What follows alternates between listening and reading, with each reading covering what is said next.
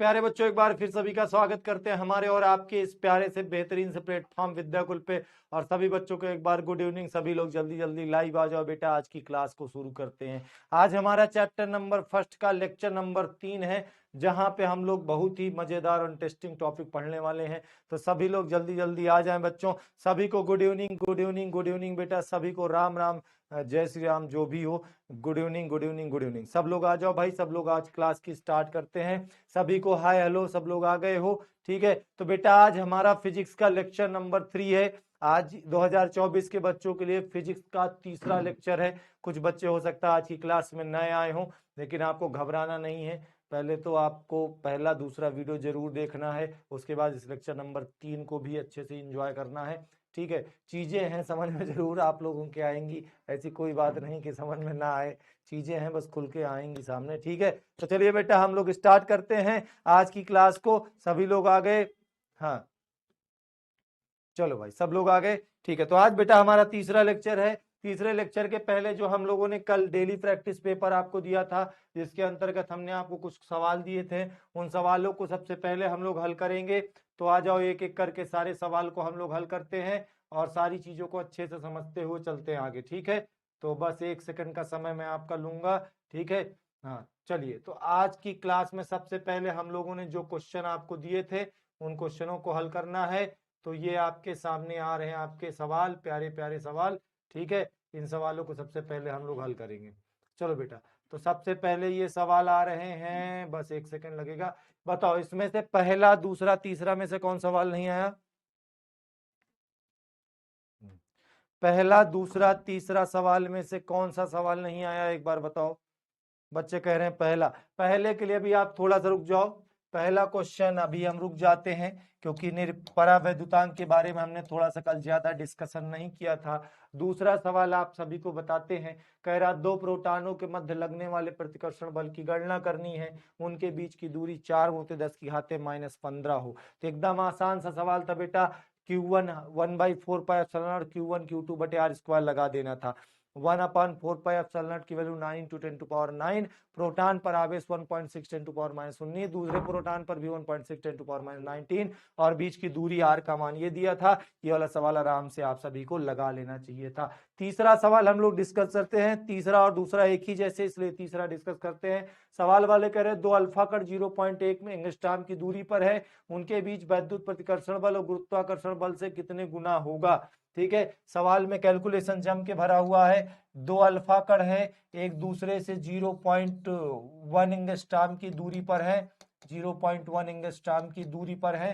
ठीक है, अच्छा, कह रहा इनके बीच लगने वाले वैद्युत बल, वैद्युत प्रतिकर्षण बल और गुरुत्वाकर्षण बल से कितने गुना होगा, कितने गुना होगा। तो देखो एक बात समझो, वैद्युत बल का फॉर्मूला आपने क्या पढ़ा है, 1/4 pi epsilon not Q1 Q2 बटे, बताओ क्या पढ़ते हो बच्चों, आर स्क्वायर। समीकरण नंबर 1 मान लेते हैं। ठीक है, गुरुत्वाकर्षण बल का फॉर्मूला हम लोग क्या पढ़ते हैं, ग्रेविटेशनल फोर्स का फॉर्मूला हम लोग क्या पढ़ते हैं, कैपिटल G m1 m2 बटे, बताओ क्या, आर स्क्वायर। समीकरण नंबर 2 मान लेते हैं। अगर हम दोनों समीकरणों का भाग दे दें समीकरण नंबर 1/2 से, दोनों समीकरणों का क्या दे दे बेटा, भाग दे दें, तो वैद्युत बल बटे गुरुत्वाकर्षण बल, वैद्युत बल बटे में क्या आएगा, गुरुत्वाकर्षण बल, बराबर में 1/4 पाई एप्सिलॉन नॉट क्या है, Q1 Q2 बटे, बताओ क्या है, आर स्क्वायर के बटे में आ जाएगा कैपिटल G है m1 m2 बटे, बताओ क्या हो जाएगा, आर स्क्वायर। तो आर स्क्वायर से आर स्क्वायर कैंसिल हो जाएगा। अब आराम से आपको समझना है, कोई दिक्कत होने वाली नहीं है, बस गुणा भाग थोड़ा सा कठिन था। देखो ऊपर वैद्युत बल है, नीचे गुरुत्वाकर्षण बल है, बराबर में आ जाओ। 1/4 पाई एप्सिलॉन नॉट की वैल्यू बेटा क्या होती है, 1/4 पाई एप्सिलॉन नॉट की वैल्यू क्या होती है बेटा। किशन सर भी आएंगे, किशन सर भी आपकी क्लास लेना शुरू कर देंगे। ठीक है, बताओ 1/4 पाई एप्सिलॉन नॉट की वैल्यू क्या होती है, बोलो एक बार कमेंट में। हाँ, एक बार देखना चाहता था, एक बार बिल्कुल आ जाएंगे, किशन सर जरूर आएंगे, आपको बिल्कुल सामने होंगे। 9 × 10⁹ होती है। अब यहाँ पर Q1 Q2 क्या है, अल्फा कण का आवेश है बेटा। अल्फा कण का जो आवेश होता है Q बराबर, वो दो प्रोटॉनों के आवेश के बराबर होता है 3.2 × 10⁻³ 3.2 इंटू 10 की पावर -19, 3.2 इंटू 10 की पावर -19 कूलाम का आवेश पहले अल्फा कण पर होगा और 3.2 10 टू पावर -19 कूलाम का आवेश दूसरे अल्फा कण भी होगा। ठीक है, ये 10 टू पावर -19, 10 टू पावर -19 दो बार। ठीक है, बटे में आ जाओ। कैपिटल जी की वैल्यू क्या होती है बच्चों? कैपिटल जी की वैल्यू क्या होती है बताओ? 11 पढ़ के आए हो, कैपिटल जी की वैल्यू बताओ क्या होती है, जल्दी से बताओ भाई। कैपिटल जी की वैल्यू 10 होती है। मार देंगे एक घंटा बेटा खींच के ना, सुधर जाओगे सब लोग। कैपिटल जी की पूछ रहे हैं। 6.67 10 to power 6.67 10 to power -11। Sujit का सही है, सुजीत का सही है। एक बच्चा सही बताया, बाकी सब लोग गलत बता रहे हो। मतलब 11 पूरी लापरवाही के साथ पढ़ा गया है, ये काम है बेटा। दो चीजें होती हैं, एक स्मॉल जी होता है, एक कैपिटल जी होता है। कैपिटल जी का वैल्यू जो होता है 6.67 10 टू पावर -11 होता है। इसका यूनिट क्या होता है? इसका यूनिट होता है न्यूटन मीटर स्क्वायर प्रति किलोग्राम स्क्वायर। याद रखना, स्मॉल जी का जो वैल्यू होता है वो होता है 9.8 या अप्रोक्सीमेट 10 कर देते हैं। ठीक है, ठीक है, तो इसका होता है 9.8 मीटर पर सेकेंड स्क्वायर। स्मॉल जी का वैल्यू ये होता है। ठीक है, क्लियर है? अब ये सब चीजें थोड़ा ध्यान दिया करो, तुम लोग लापरवाही कर रहे हो, वैसे काम नहीं चलने वाला बेटा। ठीक है, चलिए तो हम लोग आगे चलते हैं। यहाँ पे कैपिटल जी आया था, तो कैपिटल जी का वैल्यू क्या रख देंगे बेटा? 6.67 6.67 10 टू पावर -11। अच्छा, द्रव्यमान की बात करें तो अल्फा कण का द्रव्यमान लगभग 2 प्रोटॉनों के द्रव्यमान बराबर होता है। एक प्रोटॉन पे 1.67 होता है, तो कितना हो जाएगा? लगभग 3.2 मान लें, अप्रोक्सीमेट में 3.2 10 टू पावर क्या होता है? 10 टू पावर -27 किलोग्राम होता है, तो -27 किलोग्राम। ठीक है, तो कितना हो जाएगा? 3.2 10 की पावर -27। और फिर एक बार m1 का भी मान यही होगा, m2 का भी मान यही हो जाएगा। देखो, इतने बड़े कैलकुलेशन में सवाल वालों को थोड़ा समझिएगा। सवाल वाले बेटा तुमसे क्या कह रहे थे? कितने गुना होगा? अप्रोक्सीमेशन में बताए जाते हैं इस तरह के आंसर, क्योंकि इतना बड़ा सवाल जो है अगर हल करोगे कैलकुलेशन में तो तुम्हें चक्कर आने लगेंगे, तुम हो जाओगे डायबिटीज के मरीज।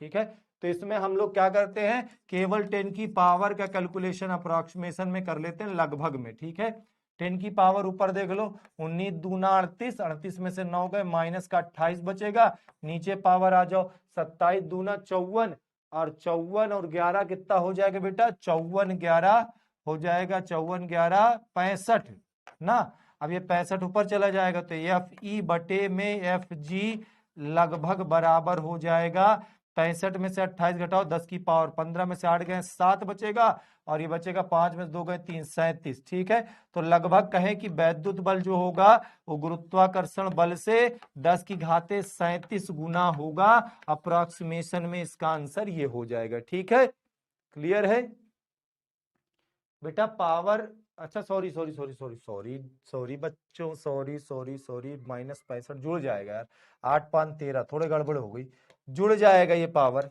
जुड़ जाएगा। तो कितना हो जाएगा? 8 5 13 हो जाएगा, 6 2 8 1 9, 10 टू पावर 93। अब सही है ना? हाँ सही है, ठीक ठीक बेटा, ठीक है, ठीक है, क्लियर है? अब सही है ना भाई? हाँ ठीक है, चलो -93, हाँ -93 क्लियर है। देखो, तो ये हमारे दो सवाल थे। पहला सवाल अभी हम लोग डिस्कस करेंगे, इसके बाद बेटा हमारा दूसरे दो सवाल हमारे ये वाले थे। इन दोनों सवालों को आप देख लो। कह रहा था दो सूक्ष्म गोले हैं, प्रत्येक पे 10 की घात 5 इलेक्ट्रॉन की कमी है, यदि उनके बीच की दूरी 1 मीटर हो तो उनके बीच वैद्युत बल की गणना करना था। हिंट दे देता हूं, सवाल को एक बार अपने से आप हल करिएगा। दो सूक्ष्म गोले हैं, 10 की घात 5 इलेक्ट्रॉन की कमी है। पहला गोला ये है, इस पर भी 10 की घाते 5 इलेक्ट्रॉन की क्या है? कमी है। दूसरा गोला ये है जिस पर भी बताओ 10 की घाते क्या? 5 इलेक्ट्रॉन की कमी है। इलेक्ट्रॉनों की संख्या दी गई है कितनी? 10 की घाते 5 इलेक्ट्रॉन की कमी है। बीच की दूरी 1 मीटर है, तो वैद्युत बल की गणना करनी। बीच की दूरी कितनी है? 1 मीटर है, तो हमें क्या निकालना है? इनके बीच वैद्युत बल। अच्छा बात समझना, इस पर अगर 10 की घात 5 इलेक्ट्रॉन की कमी है तो इसका आवेश Q बराबर यानी इसे निकाल सकते हैं। तो इसका पहले गोले का आवेश n का मान 10 की घाते 5, e का मान 1.6 10 की पावर -19 रख देना। तो बताओ आवेश इसका कितना आ जाएगा, 1.6 10 की पावर -14 आ जाएगा। जितना आवेश इसका आएगा वही आवेश इसका भी होगा बेटा, क्लियर है ना। जितना आवेश उसका है उतना आवेश इसका भी हो जाएगा, वही आवेश Q2 इसका हो जाएगा 1.6 10 की पावर -14 कूलाम का। तो आवेश दोनों पर क्या हो जाएगा, समान हो जाएगा। अच्छा, जब दोनों का आवेश पता है, बीच की दूरी पता है, ठीक है सर, डीपीपी के लिए अलग से लेक्चर लीजिए ना, एम पढ़ाएंगे बेटा, कोई अभी जल्दबाजी नहीं है, साल भर का समय है, आराम से पढ़ेंगे, धीरे धीरे पढ़ेंगे। तुम लोग भी घर पे होमवर्क की तरह इसको लगाया करो और लगा के पूछा करो, ठीक है। लगाते हो कि नहीं लगाते हो, पहले एक बात बताओ, लगाते हो, घर पे लगाते हो? नो नो, जो नो नो नो नो कर रहे हो इधर आए, इधर आए, इधर आए। नहीं लगाते ना बेटा, बहुत कूटे जाओगे, समझ लेना, लापरवाही नहीं चलेगी। श्री चंद्र यादव बेटा, यादव जी समझ लेना, बहुत मार खाओगे। हाँ, जितना प्यार से पढ़ाते हैं उतना प्यार से उतना जम के कूटेंगे भी तुमको, ठीक है। अब देखो, जब आवेश पता है तो बल निकालना है, 1/4πε0 Q1 Q2 बटे R स्क्वायर, फॉर्मूला लगा देना, हो जाएगा ना भैया, हो जाएगा। चलो ठीक है, अगला वाला सवाल क्या था, पूरा सवाल ही नहीं है इसमें, सॉरी बेटा, इसको मैं पूरा सवाल करवा के दूंगा, ये पूरा सवाल नहीं है। वैसे लगाना चाहो कि मीटर पर है तो बल बताओ, तो अगर इस तरह का सवाल है तो यहां तक में आप लगा सकते हो कि ये दो आवेश हैं, 80/3 10 की पावर -9, 160/3 10 की पावर -9, इतने मीटर की दूरी पर है, बल बताना है, Q1 Q2 बटे R स्क्वायर से लगा लेना, ठीक है। चलो अब हम लोग आगे चलते हैं, आज के लेक्चर पे आते हैं बेटा। आज का जो हमारा लेक्चर होने वाला है, आज का लेक्चर हमारा जो होने वाला है वो है विद्युत क्षेत्र और विद्युत क्षेत्र से संबंधित न्यूमेरिकल पर अभी हम लोग कूलम्स लॉ को थोड़ा सा और डिटेल में पढ़ेंगे, ठीक है।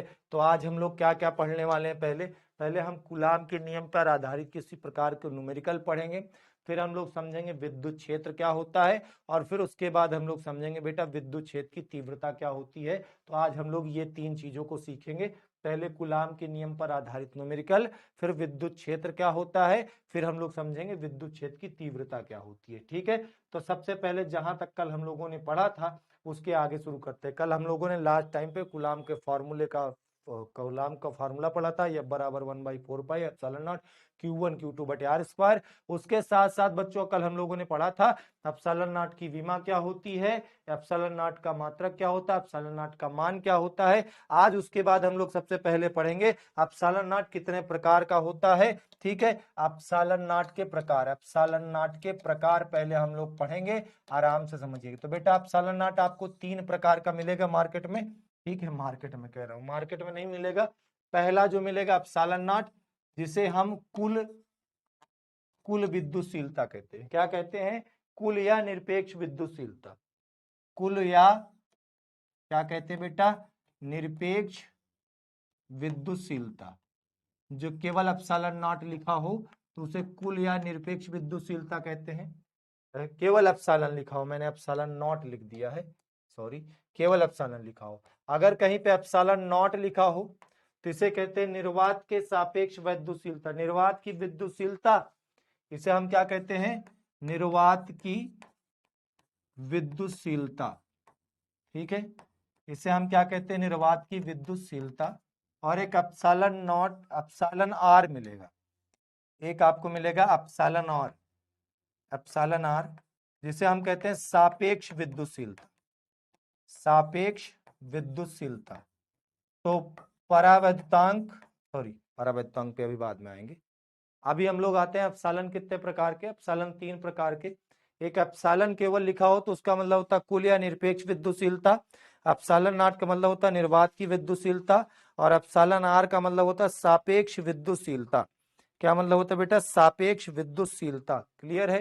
अच्छा, इन तीनों में संबंध होता है एप्सिलॉन बराबर epsilon naught R, sorry, epsilon बराबर epsilon naught into epsilon R into epsilon R, ये संबंध होता है, एप्सिलॉन बराबर epsilon naught into epsilon R, ठीक है। एप्सिलॉन बराबर epsilon naught into epsilon R, ठीक है। सर आप बहुत अच्छा पढ़ाते हो, थैंक यू बेटा प्रियंका। सर प्लीज इंग्लिश में भी बता दें। बेटा हम लोग तो हिंदी मीडियम पढ़ा रहे हैं, इंग्लिश मीडियम के बच्चों के लिए अलग बैच अभी भी आया नहीं, आएगा तो बता देंगे, ठीक है। अच्छा, अब हम लोग चलते हैं, जैसे हम लोगों ने कल बाकी और अच्छा कल परावैद्युतांक पे आ जाते हैं। परावैद्युतांक क्या होता है बेटा? तो परावैद्युतांक किसी माध्यम का वह गुण है जिसके कारण वह दो आवेशों के बीच लगने वाले वैद्युत बल के मान को कम कर देता है। क्या है? परावैद्युतांक वह गुण है जिसके कारण वह दो आवेशों के बीच लगने वाले वैद्युत बल को क्या कर देता है? कम कर देता है। उसे हम क्या कहते हैं? परावैद्युतांक कहते हैं, ठीक है। अच्छा, अथवा किसी माध्यम की सापेक्ष विद्युतशीलता और उस माध्यम की सापेक्ष विद्युतशीलता को ही उस माध्यम का परावैद्युतांक कहते हैं। या यहां से समझ सकते हो कि कुल या निरपेक्ष विद्युतशीलता अर्थात एप्सिलॉन नॉट, एप्सिलॉन, ठीक है, तथा निर्वात की विद्युतशीलता अर्थात एप्सिलॉन नॉट के अनुपात को हम लोग क्या कहते हैं? परावैद्युतांक। तो एक फॉर्मूला में बन गया के बराबर एप्सिलॉन अपॉन एप्सिलॉन नॉट। के बराबर फॉर्मूला क्या बन गया बेटा? एप्सिलॉन अपॉन एप्सिलॉन नॉट, ठीक है। हाँ सर हैंड रिटन नोट्स बना ले, बताइए महाराज। बिल्कुल सचिन बेटा बना लो, हैंड रिटन नोट्स अपने से बनाई हुई नोट सबसे बढ़िया होती है, ठीक है। बेटा किशन सर आएंगे जरूर, आप परेशान ना हो, ठीक है। तो क्या हमने बताया? कुल निरपेक्ष विद्युतशीलता एप्सिलॉन और निर्वात की विद्युतशीलता एप्सिलॉन नॉट के अनुपात को माध्यम का क्या कहते हैं? परावैद्युतांक कहते हैं। क्लियर है यहाँ तक? यहाँ तक चीजें समझ में आ गई हो तो फिर आगे बढ़ा जाए, ठीक है।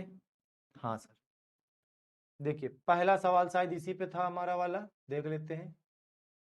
हाँ, ये आ गया पहला सवाल, यही था। जैसे आपसे एक क्वेश्चन यहाँ पे पूछा गया था ना कि शुद्ध जल का परावैद्युतांक अगर 81 हो, परावैद्युतांक का मतलब बेटा के का वैल्यू दिया गया है कितना? 81। तो आपसे पूछा क्या गया है? निरपेक्ष विद्युतशीलता का मान बताओ। आपको पता है के बराबर होता है epsilon upon epsilon not.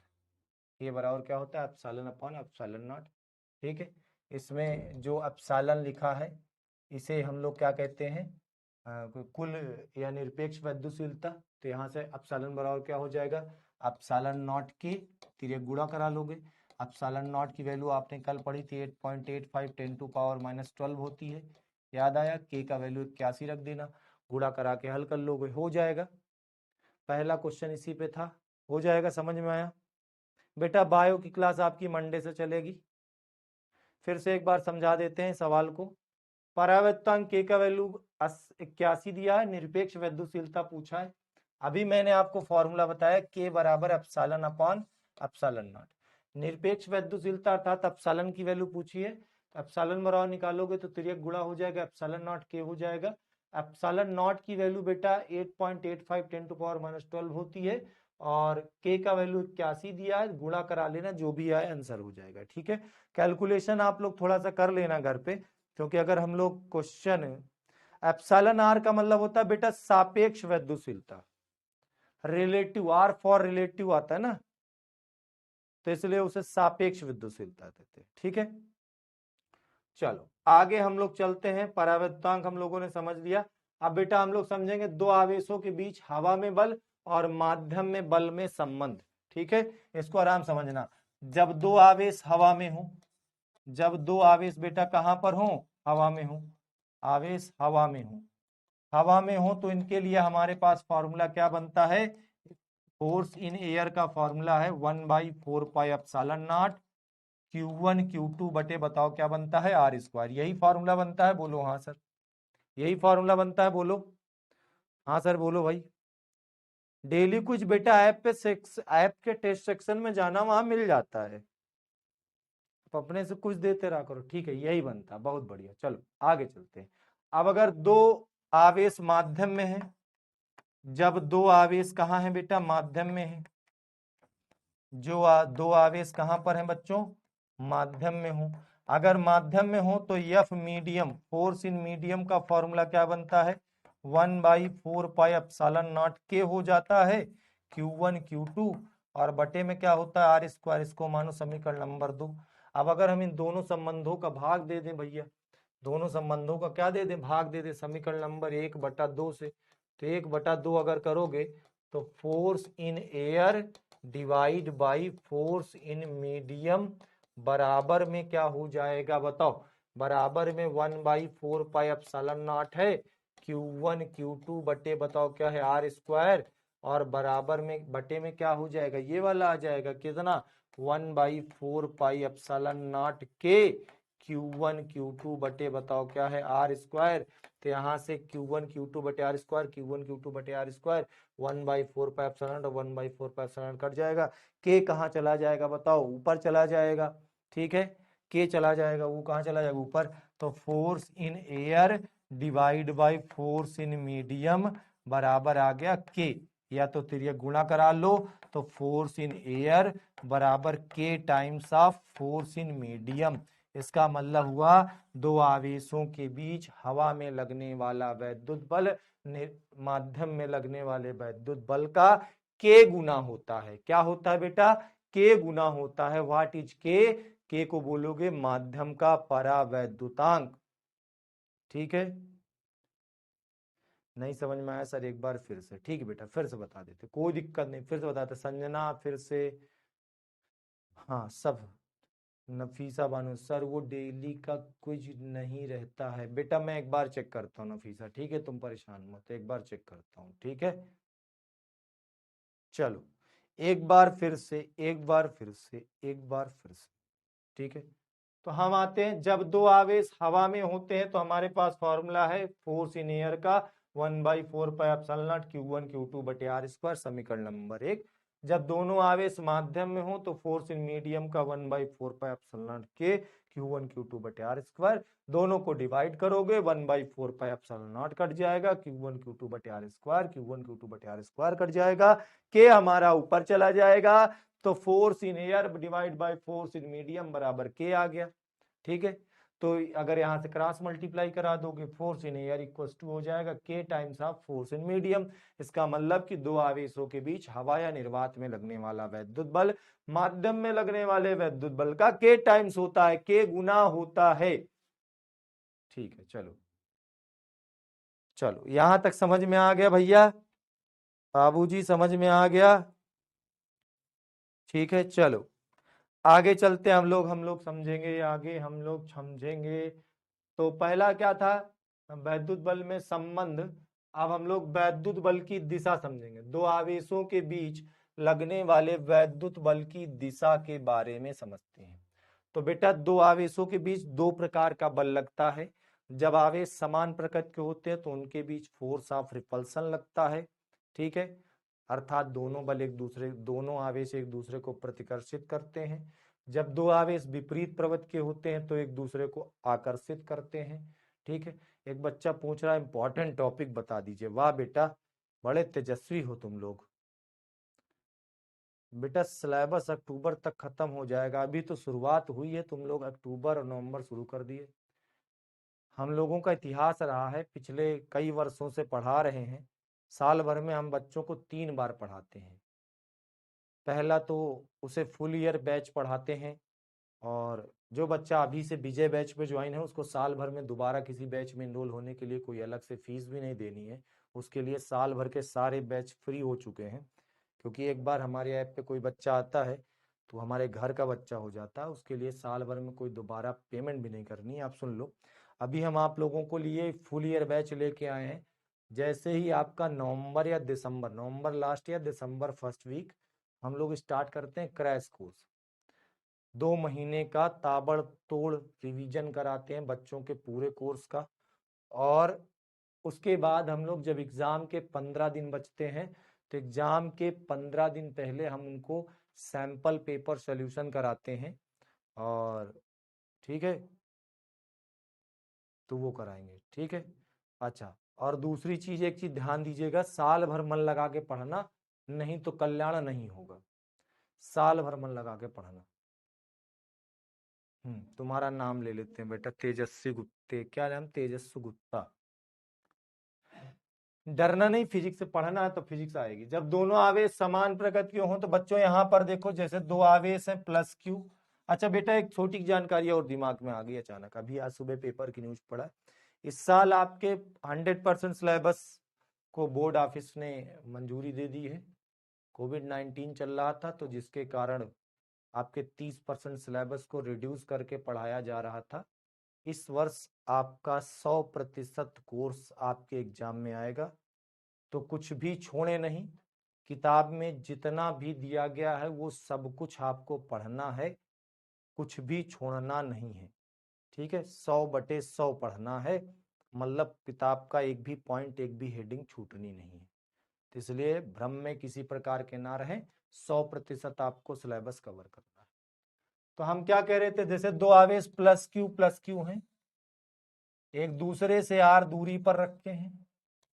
Plus Q दो चार्ज एक दूसरे से आर दूरी पर रखे हैं, तो दोनों एक दूसरे को क्या करेंगे, रिपेल करेंगे, एक दूसरे को दूर भगाएंगे। कितने बल से, 1/4πε0 Q1 Q2 बटे आर स्क्वायर।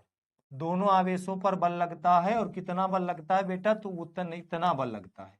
और एक बात ध्यान दीजिएगा, ये बल लगता किस दिशा में, तो ये बल दोनों आवेशों को मिलाने वाली रेखा के अनुदिश, ये, और एक दूसरे से बाहर की ओर, यानी इस आवेश पर इतना ही बल इधर लगेगा और इस वाले आवेश पर इतना ही बल इधर लगेगा। दोनों पर बराबर परंतु एक दूसरे से दूर भगाने वाला बल लगेगा। ठीक है, एक चीज ध्यान दीजिएगा, मैं बोल रहा हूं दोनों पर बराबर बल लगेगा।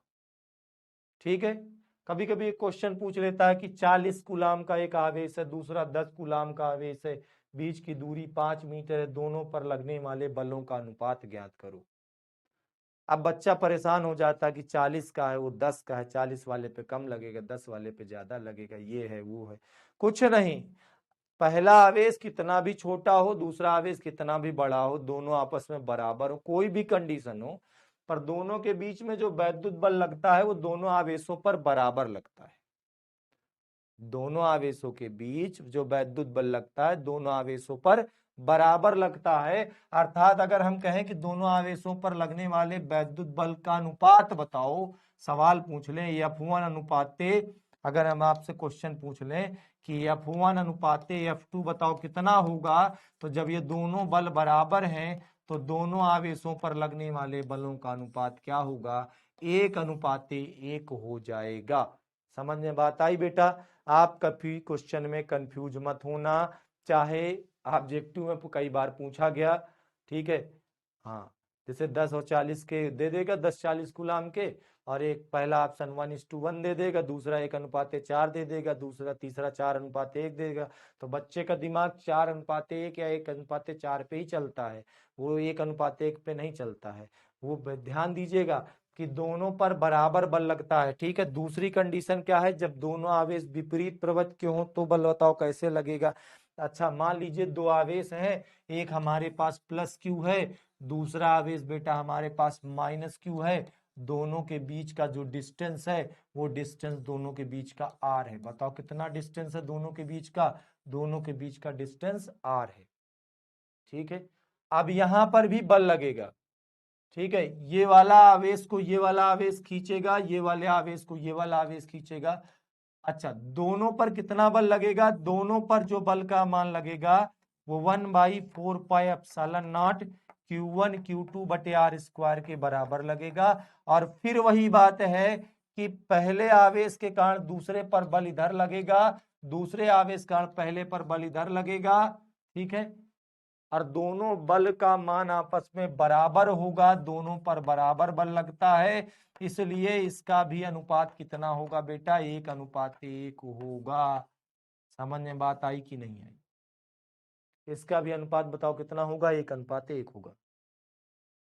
आप बहुत तेज पढ़ा रहे हैं, रूपा का शोधन सर समझ नहीं आ रहा है। बेटा पहला लेक्चर पढ़ा आपने, दूसरा पढ़ा, तीसरा पढ़ा, पहला दूसरा तीसरा चौथा लेक्चर आपने पढ़ा, बताओ। चलो, अब आ जाओ कूलाम के नियम पर कुछ सवाल लगा लेते हैं।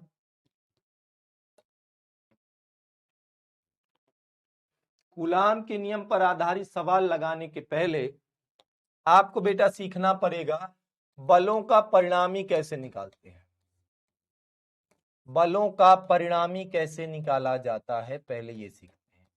ठीक है, तो हमारे पास बलों के परिणामी निकालते समय तीन तरह की कंडीशन आती है, तीन तरह की कंडीशन आती है। न्यूमेरिकल ज्यादा कराइएगा, बिल्कुल बेटा, ठीक है। इसीलिए हर रोज 5 सवाल नए देते हैं और 5 सवाल पुराने आपके पास होते हैं। बलों का परिणामी निकालने का पहला कंडीशन आएगा कि हो सकता है कहीं पर दो बल समान दिशा में लग रहे हो, F1 F2 दोनों समान दिशा में हो। तो इस कंडीशन में बेटा इन दोनों बलों का परिणामी F बराबर सीधे सीधे दोनों बलों को आपस में जोड़ देंगे और परिणामी की जो दिशा होगी दोनों बलों की दिशा में ही होगी।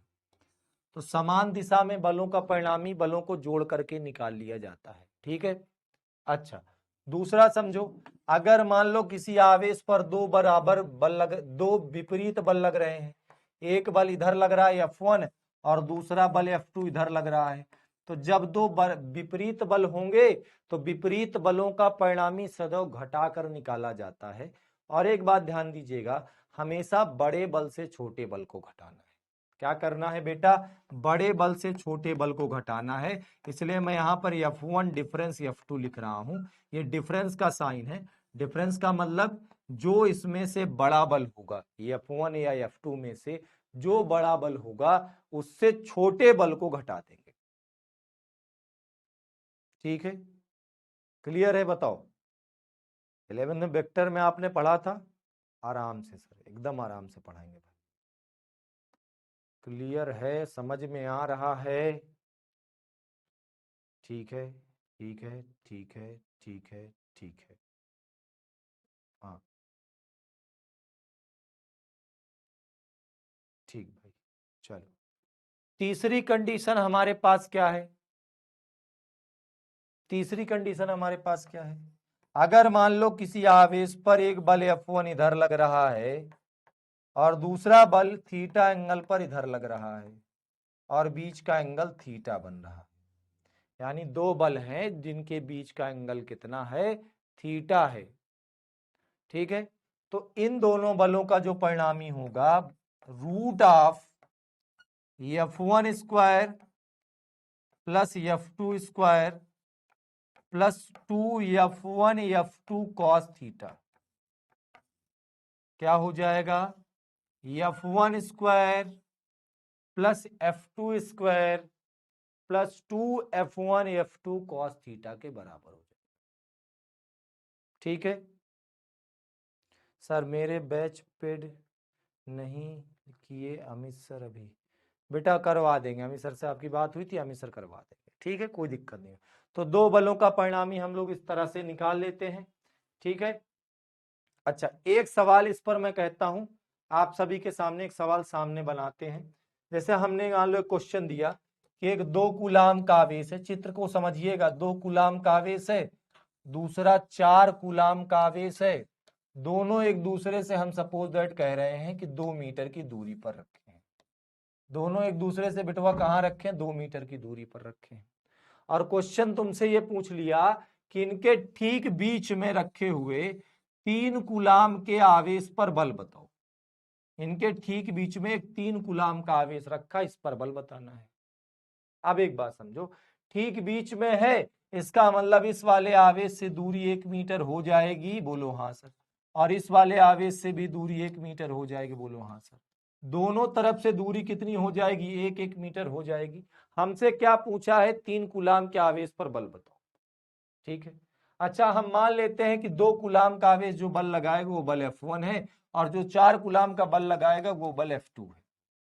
ठीक है, और बल का बताओ फॉर्मूला क्या होता है बेटा, बल का फॉर्मूला होता है 1/4 pi epsilon not Q1 Q2 बटे R स्क्वायर, ये बल का फॉर्मूला होता है, या बराबर 1/4 pi epsilon not Q1 Q2 बटे R स्क्वायर।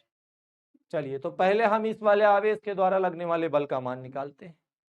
ठीक है, तो पहला बल F1 बराबर निकालोगे क्या हो जाएगा, 1/4 pi epsilon not Q1 Q2 बटे R स्क्वायर फॉर्मूला है। इस फॉर्मूले से आप पहले आवेश के द्वारा लगने वाला बल निकालो।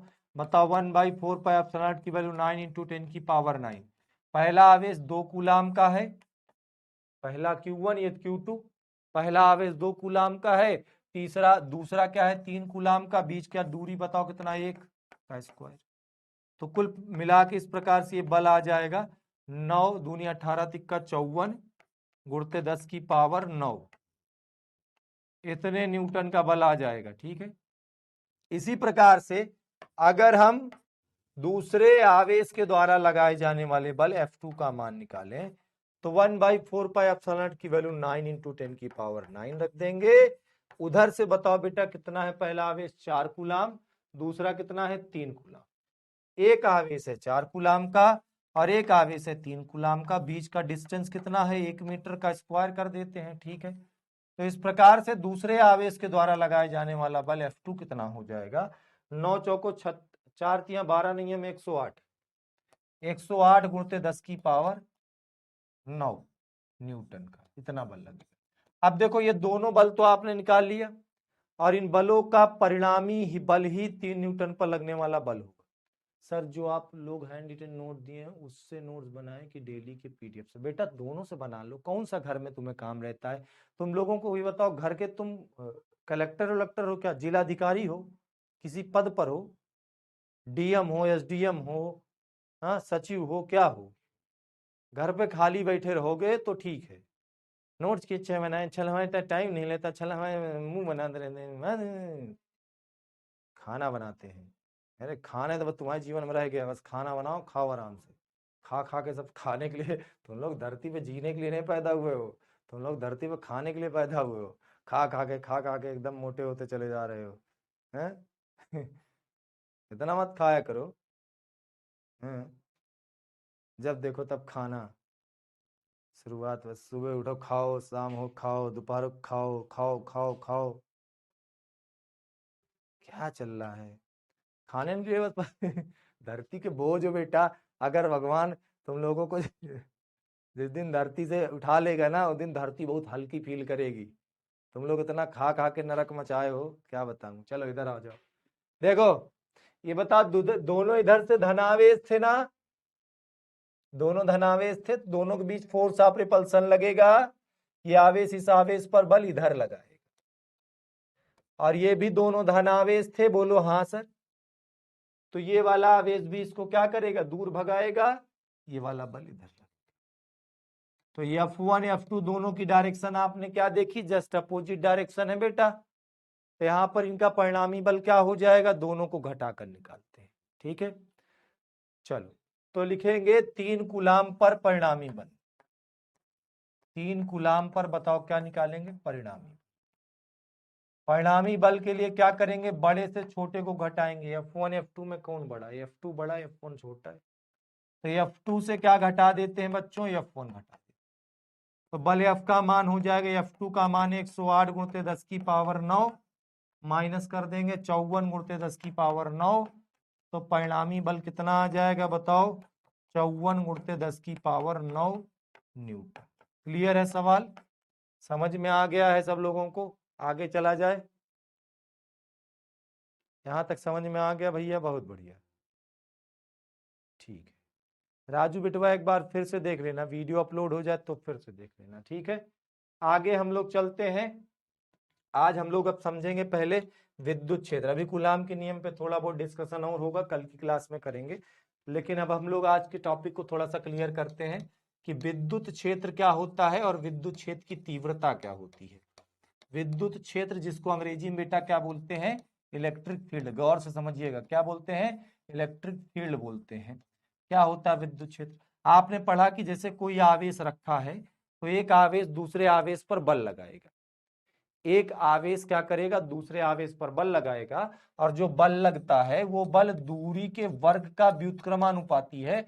इस लाइन का मतलब समझते हो, दूरी के वर्ग का व्युत्क्रमानुपाती, इसका मतलब होता है दूरी बढ़ती जाएगी तो बल घटता जाएगा, दूरी बढ़ती जाएगी तो बल घटता जाएगा। आप समझो, ये संबंध बताता है कि जैसे आप दूरी को 2 गुना कर दोगे तो 2 का स्क्वायर यानी बल 1/4 गुना हो जाएगा, यानी पहले का 1/4 हो जाएगा।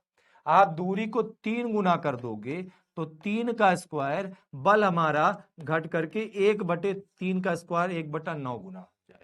ठीक है, तो ये संबंध बताता है हमें ये कि जैसे जैसे दूरी बढ़ती जाएगी वैसे वैसे बल का मान घटता जाएगा। अब एक आवेश को आप यहां जब रखोगे तो बल ज्यादा लगेगा, यहां रखोगे बल कम लगेगा, यहां रखोगे बल और कम लगेगा। जैसे जैसे दूर जाते जाओगे बल का मान घटता जाएगा। अंततः एक ऐसा क्षेत्र मिलेगा, एक ऐसा बिंदु मिलेगा जिसके बाहर रखने पर बल लगेगा ही नहीं। तो एक आवेश दूसरे आवेश पर जिस क्षेत्र में बल लगा सके, यानी कहें जहां तक ये आवेश दूसरे आवेश पर बल लगा सके, वो कहलाता है इस आवेश का विद्युत क्षेत्र। विद्युत क्षेत्र क्या होता है? किसी आवेश या आवेश समुदाय, आवेश समुदाय का मतलब होता है बेटा कि ढेर सारे आवेश रखे हों, उनके चारों ओर का वह क्षेत्र जहां तक वो दूसरे आवेश पर बल लगा सके, उसे क्षेत्र को हम क्या कहते हैं? विद्युत क्षेत्र कहते हैं। क्लियर है? विद्युत क्षेत्र क्या है, समझ में आया? किसी आवेश के चारों ओर का वह क्षेत्र जहां तक वह दूसरे आवेश पर बल लगा सके, उसे हम आवेश का क्या कहते हैं? विद्युत क्षेत्र कहते हैं। क्षेत्र सबका होता है। जैसे मान लो बेटा हम यहाँ पर कोचिंग चला रहे हैं, अगर हमारे आसपास, कोचिंग के आसपास, ठीक है, चाय की दुकान हो, वहां पर हमारे कोचिंग का कोई कर्मचारी जाए और बोले सर चाय दे दीजिए, तो वो दे देगा, मुकेश सर मंगाए हैं चाय दे दीजिए। मुकेश सर का भौकाल है, अपने मोहल्ले में सबका होता है, तुम लोगों का भी होगा, उसी तरह हमारा भी इस मोहल्ले में है। ठीक है, तो मोहल्ले में जा गए भाई, हमारे नाम से चाय मांग लिए तो चाय मिल जाएगी, उधार मिल जाएगी, पैसा नहीं तो भी मिल जाएगी। अब हमारे नाम से कोई जा करके, ठीक है, हमारा प्रयागराज शहर है, और हमारे नाम से जा करके कोई बच्चा जाके कानपुर में चाय मांग रहा है, कह रहा चाय दे दीजिए, 5 कप चाय दे दीजिए, मुकेश सर चाय मंगाए हैं। वो चाय वाला दुकानदार 3 घंटा झाए झाए झाए लगाएगा, कहेगा कौन मुकेश सर, कौन तुम, कहाँ से आए हो, कौन है तुम्हारा मुकेश सर? मुकेश सर कहीं के नेता है क्या, प्रधानमंत्री है क्या? तो हमारा क्षेत्र है भाई, हमारा भी एक इलाका है जो हमारे क्षेत्र में जहां तक हमारे नाम से चाय मिल जाए वही हमारा क्षेत्र है, उसे कहेंगे मुकेश क्षेत्र। सही बात है कि नहीं? जहां तक हमारे नाम से चाय मिल जाए उससे क्या कहेंगे? मुकेश क्षेत्र कहेंगे। जहां आवेश के द्वारा, जहां तक, हाँ, जहां तक आवेश के कारण दूसरे आवेश पर बल लग जाए तो आवेश का उसे क्या कहेंगे? विद्युत क्षेत्र। क्लियर है बेटो? समझ में आ रहा है ना बात? बहुत बढ़िया। हाँ सर, आपको बहुत मिस कर रहे हैं, तो बताओ। हाँ, कहाँ था जाने, क्या क्या लिखते रहते हो तुम लोग कभी कभी अंग्रेजी ऐसे लिख देते हो जैसे लगता है अमेरिका से आए हो। ऐसे ऐसे अंग्रेजी लिख देते हो। चलो लिख लो, पहले इसकी परिभाषा लिखते हैं सब लोग साथ में। लिखोगे किसी आवेश या आवेश समुदाय, स्कूल वाली फील दिलाए, किसी आवेश या आवेश समुदाय, समुदाय का मतलब होता है आवेश का खानदान, ठीक है, आवेश समुदाय के चारों ओर का वह क्षेत्र, के चारों ओर का वह क्षेत्र, चारों ओर का वह क्षेत्र जहां तक वह दूसरे आवेश पर, जहां तक वह दूसरे आवेश पर बल आरोपित कर सके, बल आरोपित करे, दूसरे आवेश पर बल आरोपित करे, उसे आवेश का क्या कहते हैं बेटा? विद्युत क्षेत्र कहते हैं। विद्युत क्षेत्र कहते हैं। ठीक है, ये समझ में आया कि नहीं आया भैया? बोल लो बाबू। ठीक है, डिनोट किससे करेंगे अभी बताएंगे। ठीक है जी सर। अगली चीज, हम लोग विद्युत क्षेत्र समझ गए, अब हम लोग समझेंगे विद्युत क्षेत्र की तीव्रता। विद्युत क्षेत्र की तीव्रता क्या समझेंगे बेटा? विद्युत क्षेत्र की बताओ क्या तीव्रता समझेंगे, तीव्रता। क्लियर है यहां तक? थोड़ा सा एक चीज रुक जाओ, डीपीपी पे आज क्वेश्चन कौन सा दिया?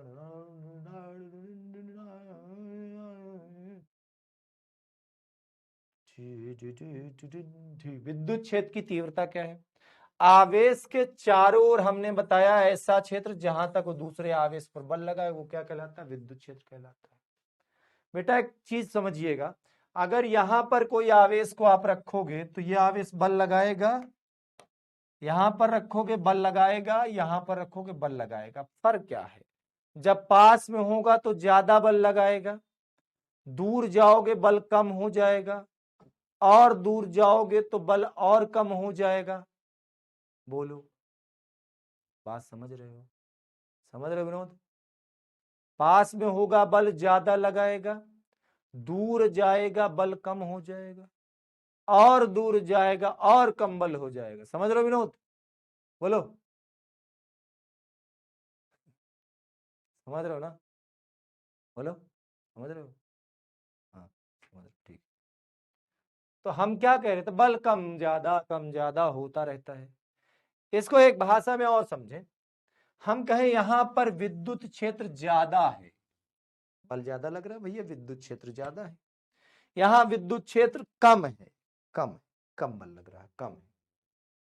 उसके बाद वाला जो अंतिम वाला पॉइंट है ये वाला, यहां विद्युत क्षेत्र और कम है, और कम है। क्यों और कम है भाई? वहां बल और कम लग रहा है। इसका मतलब हुआ बेटवा, विद्युत क्षेत्र एक क्षेत्र है, लेकिन विद्युत क्षेत्र का मान अलग अलग बिंदुओं पर अलग अलग होता है। भाई जैसे हमने अपना क्षेत्र बताया, मुकेश क्षेत्र बताया ना तुम लोग को, हमारे कोचिंग के जस्ट नीचे वाली दुकान से तुम 100 रुपए की चाय लेके चले आओ, हमारे कोचिंग से जो 500 मीटर की दूरी पर है वो 50 रुपया को उधार देगा। हमारे कोचिंग से जो 100 मीटर की दूरी पर दुकान है वो तुमको 10 रुपया को उधार देगा मुकेश सर के नाम पर। मुकेश सर कब से पढ़ाएंगे बेटा? अभी उनकी आत्मा पढ़ा रही है। मुकेश सर खुद नहीं रहे ना, अब उनकी आत्मा पढ़ा रही है। ठीक है। बेटा बच्चा कह रहा मुकेश सर कब से पढ़ाएंगे? बेटा बच्चा कह रहा है सर कि मुकेश सर कब से पढ़ाएंगे? मैंने कहा मुकेश सर नहीं रहे बेटा, खत्म हो गए। हाँ, भगवान से मनाओ कि उनकी आत्मा को शांति मिले। ठीक है, खत्म हो गए मुकेश सर। अच्छे थे, अच्छा करते थे, फिजिक्स अच्छी पढ़ा लेते थे, है ना? जब से नहीं रहे तब से बच्चे बड़ा याद करते।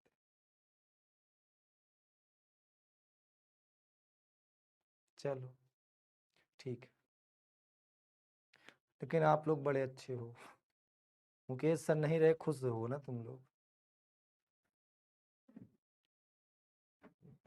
जब से मुकेश सर नहीं रहे तब से तुम लोग बड़े खुश हो गए हो। I really miss him. ठीक है बेटा, बहुत अच्छे टीचर थे ना, खत्म हो गए बेटा। डेढ़ बच्चा कह रहा मुकेश सर से पढ़ेंगे, मुकेश सर कब पढ़ाएंगे? खत्म हो गए ना कंप्यूटर में मुकेश सर। चलो जाने दो, भगवान से मनाओ उनकी आत्मा को शांति दे, जहां भी रहे स्वस्थ रहे, मस्त रहे। आगे चलो, विद्युत क्षेत्र की तीव्रता क्या होती है? विद्युत क्षेत्र का मान अलग अलग बिंदुओं पर अलग अलग होता है, तो कहां पर कितना होता है इस बात को बताएगी विद्युत क्षेत्र की तीव्रता। कहां पर मान कितना होता है उस बात को बताएगी विद्युत क्षेत्र की तीव्रता। आप समझो, तो इसके लिए बेटा हम क्या करते हैं, इसके लिए एक हम परीक्षण आवेश लाते हैं। क्या लाते हैं बच्चों? परीक्षण धन आवेश। परीक्षण धन आवेश क्या है? अत्यंत सूक्ष्म आवेश जो दूसरों पर बल ना लगा सके, बल्कि दूसरे के द्वारा लगाए गए बल का अनुभव करे। फिर से सुनो, अत्यंत सूक्ष्म आवेश जो दूसरों पर बल ना लगा सके, बल्कि दूसरे द्वारा लगाए गए बल का अनुभव करे। अब समझो, इसको ऐसे नहीं समझ पा रहे तो ऐसे समझो, अत्यंत गरीब वह आवेश जो दूसरे से 4 लाख जूता हमेशा खा सके पर दूसरे को आंख भी ना दिखा सके। सुनो, अत्यंत गरीब लाचार वह आवेश जो दूसरों से 4 लाख जूता हमेशा खा सके पर दूसरे को आंख भी दिखा ना सके, उसे परीक्षण धन आवेश कहते हैं। पॉजिटिव टेस्टिंग चार्ज क्या करते हैं? एक पॉजिटिव टेस्टिंग चार्ज लाते हैं, यहां पर रख देते हैं। तो बेटा जब परीक्षण धन आवेश को रखोगे तो ये वाला आवेश उस पर क्या लगाएगा? बल लगाएगा। लतखोर आवेश है, बल तो लगाएगा ही, बल लगाएगा ना। तो इस पर लगने वाले बल के मान और परीक्षण आवेश का अनुपात, लगने वाला बल F और परीक्षण आवेश का अनुपात, उस बिंदु पर विद्युत क्षेत्र की तीव्रता कहलाती है। विद्युत क्षेत्र की तीव्रता को हम E से प्रदर्शित करते हैं, और E का फॉर्मूला क्या है? F/Q0। F क्या है? परीक्षण आवेश पर लगने वाला बल। Q0 क्या है? परीक्षण आवेश।